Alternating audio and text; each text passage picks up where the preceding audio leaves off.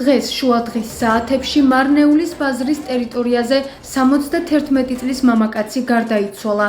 თვითმხილველთა თქმით, მამაკაცს ჰქონდა მაღალი არტერიული წნევა, რის შემდეგაც იგი მოულოდნელად წაიქცა და თავი იქვე არსებულ ქვას მიარტყა. შედეგად კი გარდაიცვალა. შემთხვევის ადგილზე მობილიზებული იყო სასწრაფო დახმარების მანქანა, თუმცა ექიმებმა მამაკაცის გადარჩენა ვერ შეძლეს. არსებული ცნობით, გარდაცვლილი ქალაქ მარნეულში ცხოვრობდა. როცა ბაზრიდან გამოვედი, უკვე ცუდად იყო ეს კაცი. სასწრაფო მოვიდა და გონზე ვერ მოიყვანა. წნევა ჰქონდა მაღალი. თურმე 2-3 დღის წინათ ცუდად გამხდარა სახლში. ახლა კი როგორც ვიცი, წნევა მაუწია, წაიქცა და თავი ქვას მიარტყა. ბიჭებმა წყალი მისცეს, თუმცა უშედეგოდ. ჩემი მეზობელი იყო 71 წლის კაცი. როცა მოვედი, უკვე წაქცეული იყო ეს კაცი.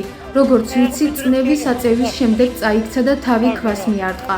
სასწრაფო დახმარების მანქანა მალე მოვიდა, თუმცა ვერ მიასწრეს კაცს და ის უკვე გარდაცვლილი იყო. კაცი, როგორც ვიცი, აქ ცხოვრობდა.